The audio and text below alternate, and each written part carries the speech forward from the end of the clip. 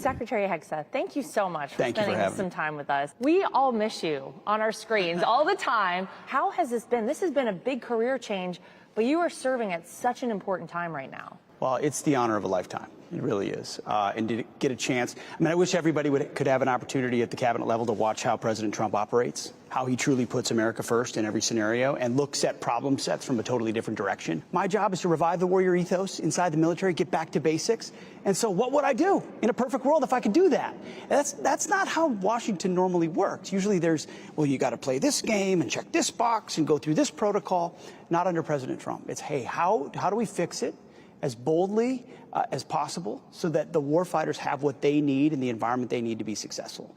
Thinking tactically, operationally, and strategically. And when you look at what the president's accomplished in just 150 days, he's set the tone for a whole different ballgame for America first. And it's really been an honor to be a part of it. You moved your whole family here. And what I think a lot of us in our family realize is that when you have one person who serves, it's not just that person, it's kind of the whole family. Well, and it's been a family thing from the beginning. I couldn't do this without my wife. She's been right there by my side.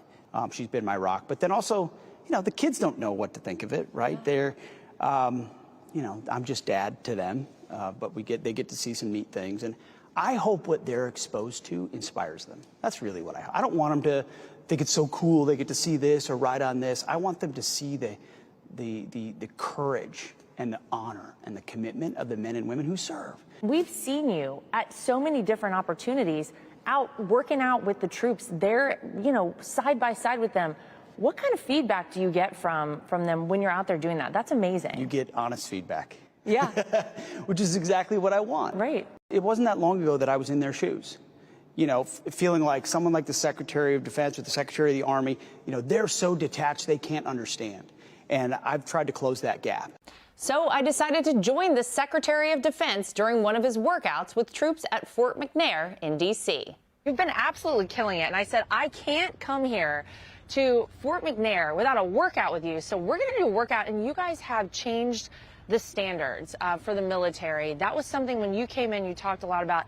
Tell me about that and why that was important to do. We're trying to set the standard and raise the standards, right? I mean, one of the most basic things you can do in the military is do PT in the morning. Yeah. And that's what we're trying to do, get back to basics. And that's why we do this when I travel around. I do PT with the troops all the time. Yeah, we love seeing you do it. If I could do it, you can do it. Because, carrying a rucksack or carrying an artillery round or carrying your buddy across the battlefield, it doesn't matter if you're a man or a woman. You just need to be able to meet the standard. And so I have a feeling, you guys watch, come on. She's going to meet the standard. I'm going to struggle today. That's okay. That means we have high standards. Okay, see, you guys are more experienced with this thing than I am. Oh, good. I got one more.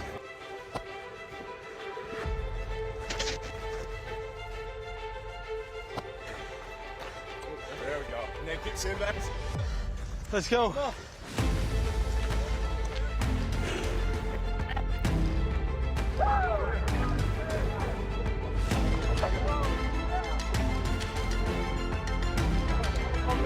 Week one year.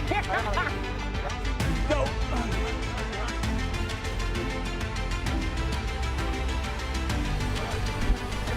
You got it, guys. Almost there.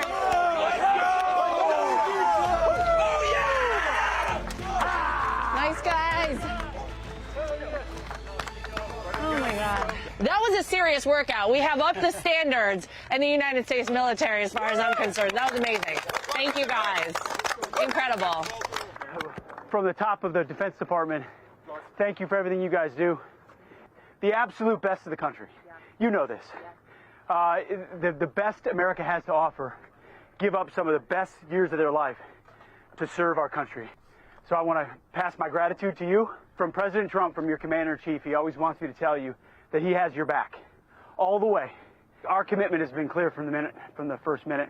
Restore the warrior ethos, rebuild our military, which President Trump did in the first term and we're doing again, and then reestablishing deterrence, which I think the world saw a lot of when those B-2s flew over Iran and came out and nobody saw them. And we put an end to the Iranian nuclear program. You should be proud of that. I'm proud of that. Our country should be proud of that.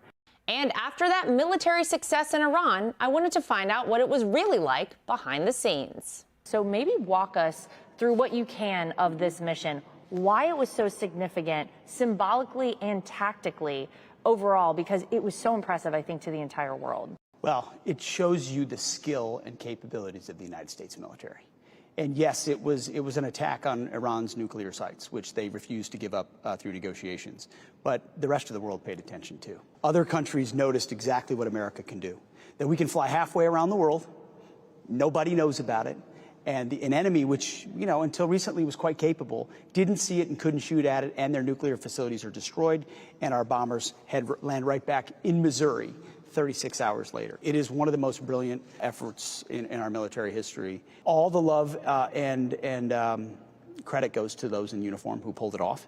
But again, our commander-in-chief set the tone, and now we've got a whole different set of opportunities. You know, you got to see him in a moment that maybe none of us ever will. In this critical time, in the Situation Room, how was that? Watching President Trump make those decisions reveals yet again the core that everybody knows and loves about him, which is he puts America and Americans first. He wants to know the risk level of that mission. He wants to know how long it will take. He wants to know how many men and women it'll affect.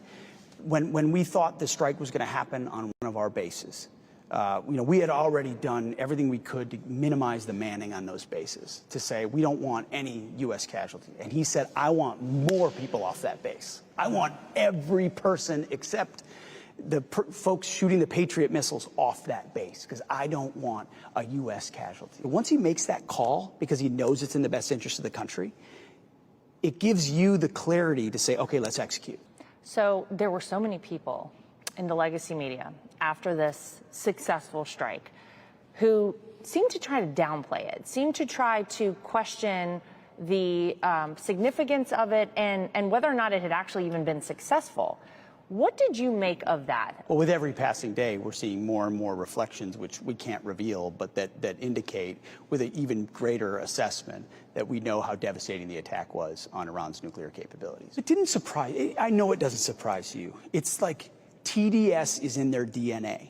They are so deranged by President Trump that they have to find a way to try to undercut him. The media stared at the 3 holes on top of Fordo and said, well, look at those small, without understanding the devastation underneath, which is why I said if you want an assessment, you're going to need a big shovel, because you're going to need to go deep under that mountain to look at what actually happened. So a little bit of taking a little patience.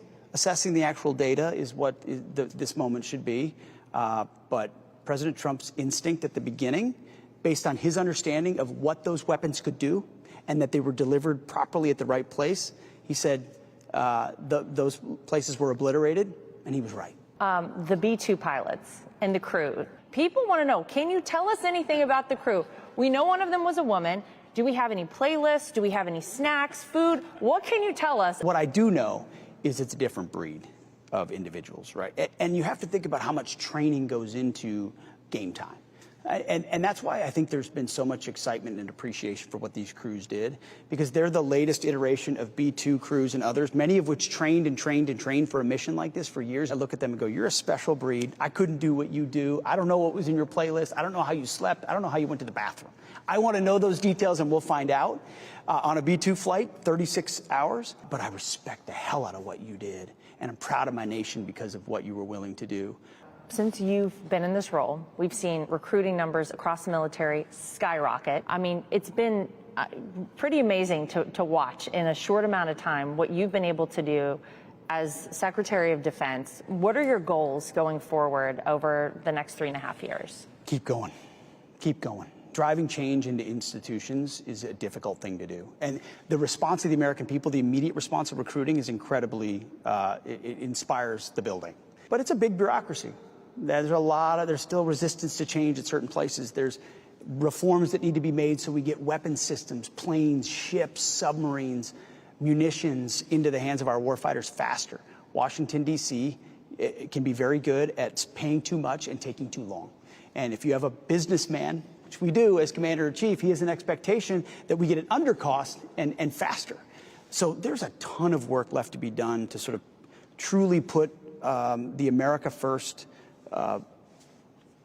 fingerprints stamp on the Defense Department. We've just gotten started. Well, we are wishing you great success. Good luck with everything. We're all watching. We're all so proud. And thanks for spending a little time with us today.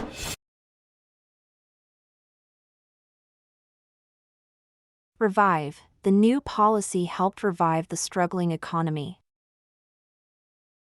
Protocol. All visitors must follow the safety protocol before entering the lab. Tactically. They withdrew tactically to regroup and launch a stronger attack.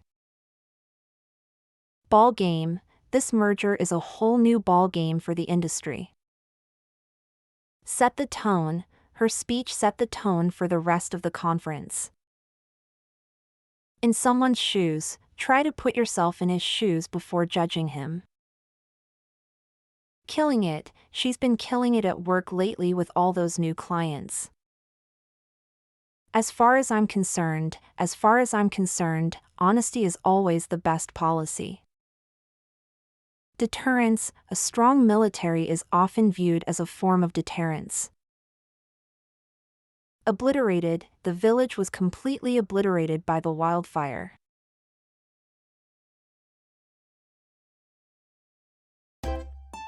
If you enjoy this content, please consider subscribing to my channel to stay up to date with future videos. Thank you for watching.